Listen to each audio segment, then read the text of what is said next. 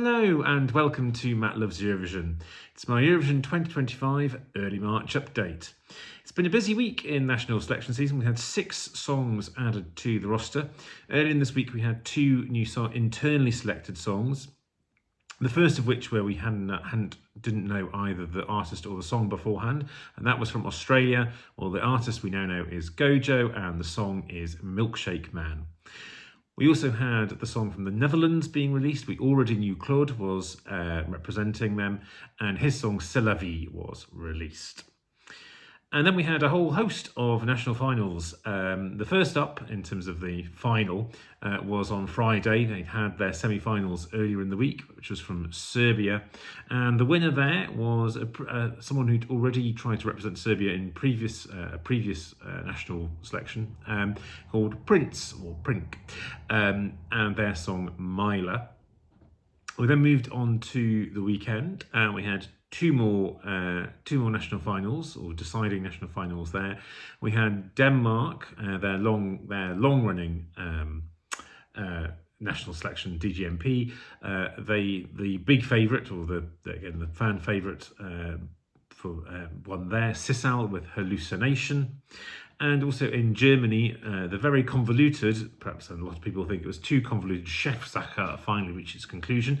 The public were finally allowed to vote in that when they got to the last 5 songs, but they still had a very, very long final where they had the 9 finalists, again, all selected by juries in the previous heats and semis, performing both a cover and their Eurovision song, and then 5 of those being sent forward. And then only at that point did the public get to choose who they wanted. And they selected a duo called Abor and Tuna. They are actually from Austria, and they will be singing a song Balle, and is the first German language song from Germany since their 2007 entry, Roger Cicero, Frauen regieren die Welt. And then we had a national final on the Sunday, which is why I'm recording this on the Monday evening. I'm a little bit late, but that was in Croatia, Dora. They'd had their semi-final, I think it was on possibly the same night as the Serbian national final. There were 16 songs there. Very difficult to call. It was I think Dora, the overall quality, the variety was really good in Dora. I think, again, Baby Lasagna's win last year, I think, has opened the showrunners to the production team to kind of slightly broader types of songs, and we had a really eclectic mix. The actual winner was possibly a bit of a surprise. I don't think it would have been in one of the top 2 or 3 to win, but that will be Marko Bosniak with his song Poison Cake. Now, as well as the national finals, we had a couple more semi-finals.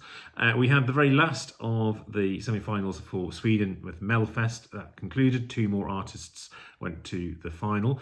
And then straight on after that, they had Finalkval, which was where they took the 5 third-place songs to decide which 2 of those 5 would go through. Well, the top scorer from their semi-final, who got the most votes in the previous semi-finals, they went through, and then the remaining 4, there was another public vote, so they had that vote. It was added to the score that they got on their semi-final night, and to choose the last finalist. And so we now have all 12 finalists for Melfest.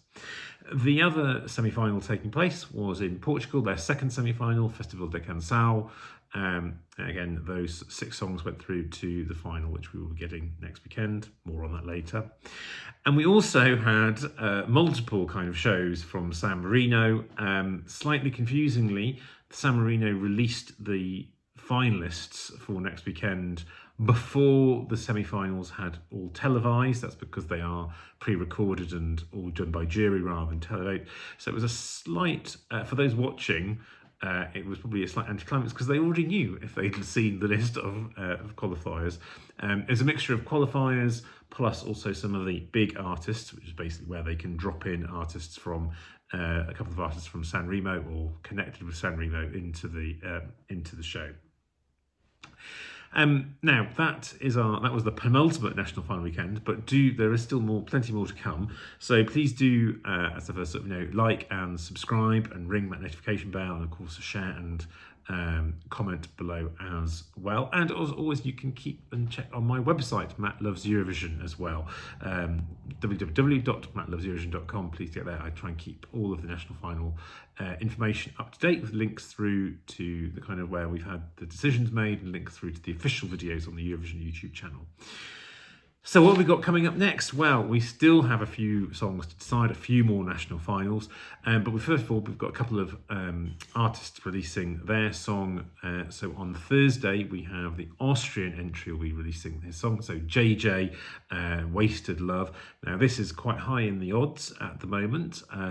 So there's a bit of buzz around it. It's been described as a mixture of Shum from Ukraine and La Forza from Estonia from a few years ago. It's sort of a combination of those two. So that does sound quite exciting. So let's see if it lives up to the hype. And then on Friday we have Adonis from Czechia releasing the Eurovision version of his song, Kiss Kiss Goodbye. Now, we have had a bit of a sneak preview of that already. We had the acoustic version of that sung at one of the Maltese semi-finals. It got a very good reaction. A lot of people were wondering whether he might send the acoustic version. It's not. It's a much more up-tempo version, I think, that we're getting for Eurovision. But that will be out on the coming Friday, so that's quite exciting. And then we have our final Super Saturday of the season, the last national selection shows.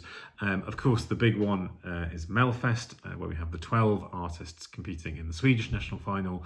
I think, obviously, as we know, Måns Zelmerlöw is the big favourite for that, but he is facing competition from Kai, the kind of Finnish band from the Finnish-speaking part of Sweden. So that should make for quite an interesting battle. We shall see. We've also got the final of Festival de Canção as well, which is the kind of normally is the very last of the national final shows, and it may well be the last of the national final shows because it all depends on what happens in San Marino, because they are having their national final show as well on that Saturday. Now, theirs is scheduled to finish before the end of Festival de Canção, so in theory Portugal will still be the last national selection show to finish, but I don't trust San Marino just for one instance to run to time. So I don't know who's going to be the last national selection show to choose, but between Portugal and San Marino. We've also got a couple of known selections after that set of finals coming up. So Israel, so they released their song on the 9th of March, so the day after, and also we get the Swiss song on the 10th of March as well. But obviously I will come back and give an update on those kind of after the national final shows. And we also have France coming up on the 15th of March. Cyprus, Georgia and the UK, we do not know yet when those songs are being released. In the case of Georgia and the UK, we don't know who officially is representing them. UK, we think we're pretty sure who we know is representing us, but still not confirmed. Cyprus, we have Theo Evan. Their song will be released soon as well. Georgia, we just don't know. So, and that will be that.